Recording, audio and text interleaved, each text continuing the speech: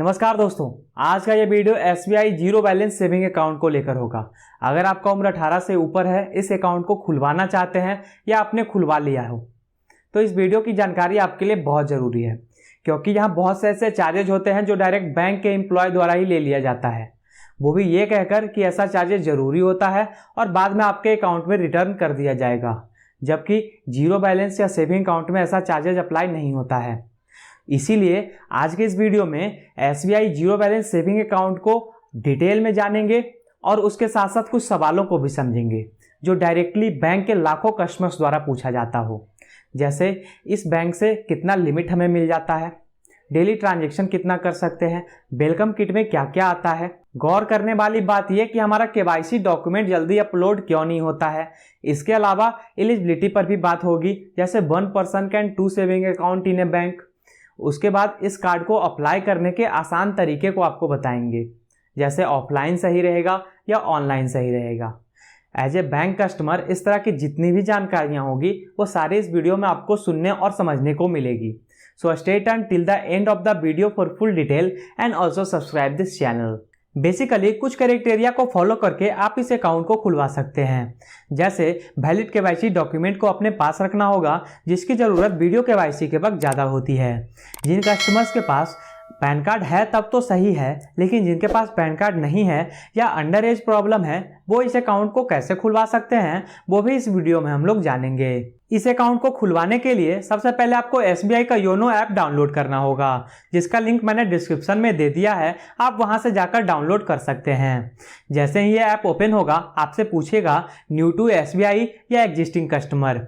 अगर आप पहले से SBI के कस्टमर नहीं हैं तो न्यू टू SBI पे क्लिक करें। क्लिक करने के बाद 3 ऑप्शन आपके सामने आएगा, पहला ओपन सेविंग अकाउंट, दूसरा होम लोन और तीसरा कार लोन का।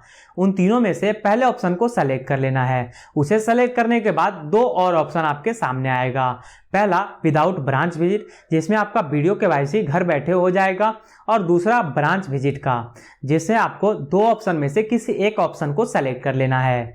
मेरे हिसाब से विदाउट बैंक विजिट का ऑप्शन सही रहेगा, क्योंकि जीरो बैलेंस को देखकर बैंक के एम्प्लॉयज खाता खोलना नहीं चाहते, या फिर खोलते तो हैं लेकिन उस पर छोटे बड़े कुछ एक्स्ट्रा अमाउंट हमसे ले लेते हैं।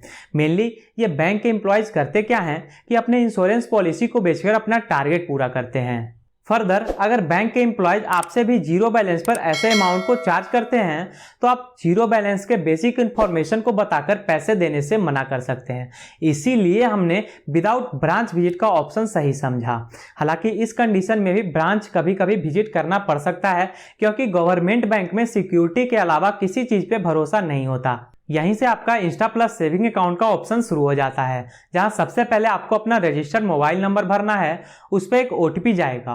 उस OTP को यहां सबमिट करते हुए अपना पासवर्ड सेट करना है और आपने जो क्वेश्चन को सेलेक्ट किया है उसका आंसर देते हुए नेक्स्ट को क्लिक करना है। उसके बाद दोनों ऑप्शन को जब टिक करते हुए आगे बढ़ते हैं तो लास्टली 5 प्रोसेस में आपका अकाउंट खुल जाएगा, जिसके बाद 2 हफ्तों में आपका वेलकम किट आपके घर तक पहुंच जाएगा। और इसी तरह बड़े ही आसानी से आप ऑनलाइन घर बैठे जीरो बैलेंस SBI में जीरो बैलेंस अकाउंट को खुलवा सकते हैं। इन केस अगर ऑनलाइन KYC में कोई दिक्कत आ जाती है और बैंक का एम्प्लॉय आपके घर आने की बात करता है, तो उस कंडीशन में एम्प्लॉय की ID चेक करें, तभी आप अपने घर में एंट्री दें। अब आगे बढ़ते हैं वेलकम किट की ओर। तो वेलकम किट में सिर्फ कस्टमर का रुपए डेबिट कार्ड रहता है। SBI के ऑफिशियल वेबसाइट पर साफ साफ कहा गया है कि चेकबुक सिर्फ कस्टमर के ब्रांच विजिट करने पर ही मिलेगा, क्योंकि वहां कस्टमर का फिजिकल सिग्नेचर की जरूरत होती है। पासबुक लेने के लिए आपको बैंक जाना होगा। इनकेस अगर जीरो बैलेंस अकाउंट को देखकर बैंक का एम्प्लॉय कोई नखरा करता है तो आप वहां की जानकारी कस्टमर केयर को दें, फिर पासबुक आपको मिल जाएगा। लेकिन अगर आप सोच रहे हैं कि पहले से SBI में अकाउंट रहे इस अकाउंट को खुलवा सकते हैं, तब आप गलत हैं, क्योंकि 1 person can 1 saving account in SBI। अब आइए दोस्तों इसके फीचर्स को समझते हैं कि कस्टमर्स को कितने तरह के फीचर्स देखने को मिलेगा। सबसे पहले जीरो बैलेंस अकाउंट ओपनिंग के दौरान बैंक जाने का जरूरत नहीं होता। आप आराम से घर बैठे वीडियो KYC के जरिए और नॉर्मल डॉक्यूमेंट के जरिए इस अकाउंट को ओपन करवा सकते हैं। दूसरा कि घर बैठे योनो ऐप के थ्रू अपने पैसों का ट्रांजैक्शन नेफ्ट, IMPS, UPI के थ्रू आप कर सकते हैं। और तीसरा कि आपका डेबिट कार्ड रुपए के थ्रू होगा, जिससे आपके अकाउंट का जानकारी बिल्कुल सेफ और सुरक्षित रहेगा। इस डेबिट कार्ड की मदद से महीने में 4 बार फ्री ऑफ कॉस्ट अपने पैसे को निकाल सकते हैं, वो चाहे एसबीआई का एटीएम हो या अदर बैंक का एटीएम हो। 4 बार से ज्यादा जब पैसे डेबिट करेंगे तो वहां 50 रुपए प्लस जीएसटी एसबीआई को देना होगा। फिर वैसा कुछ फीचर्स है नहीं जो मेरे बताने लायक हो। अगर आपको इसे और बारीकी से पढ़ना है तो मैंने डिस्क्रिप्शन में फीचर्स और बेनिफिट्स को नोट कर दिया है, आप वहां से जाकर पढ़ सकते हैं। इसके अलावा अगर आप इंटरेस्टेड हैं एसबीआई के क्रेडिट कार्ड में तो मैंने सिंपली क्लिक और सिंपली सेव का फॉर्म वाला लिंक भी डिस्क्रिप्शन में दे दिया है, और इसे कैसे भरना है अगर वो जानना चाहते हैं तो उसका भी लिंक डिस्क्रिप्शन में और ऊपर आई बटन पर मैंने दे दिया है, आप वहां से उसे समझ सकते हैं। अब आइए समझते हैं कि कितने तरह के चार्जेस बैंक हमसे वसूलता है। जिसमें पहला हो गया अकाउंट मेंटेनेंस चार्ज जो नहीं लगता, दूसरा हो गया डेबिट कार्ड मेंटेनेंस चार्ज जो 125 रुपये प्लस जीएसटी है, तीसरा हो गया एसएमएस चार्ज जो 60 रुपये प्लस जीएसटी है। उसके अलावा इसमें कोई भी एक्स्ट्रा चार्ज नहीं लगता, लेकिन अगर आप डेबिट कार्ड से 4 बार से ज़्यादा ट्रांजैक्शन करते हैं या अपने पैसों को निकालते हैं तो वहाँ पे 50 रुपये प्लस जीएसटी आपको बैंक को देना होगा। फिर सवाल आता है कि इस अकाउंट में कितना मेंटेन करके रखना पड़ता है, लिमिटेशन क्या होगा और डेली का ट्रांजैक्शन कितना कर सकते हैं। तो इसके लिए मैं आपको बताते चलूं कि यह जीरो बैलेंस सेविंग अकाउंट है, यहाँ पैसे रखने की कोई ज़रूरत नहीं है, आप अपने खाते को नील करके भी रख सकते हैं। वहीं अगर लिमिटेशन की बात करें तो 2 लाख रुपए रखने तक का अलाउ होता है एसबीआई के तरफ से, उससे ज़्यादा पैसे आप नहीं रख सकते वरना टैक्स के भागीदार हो जाएंगे।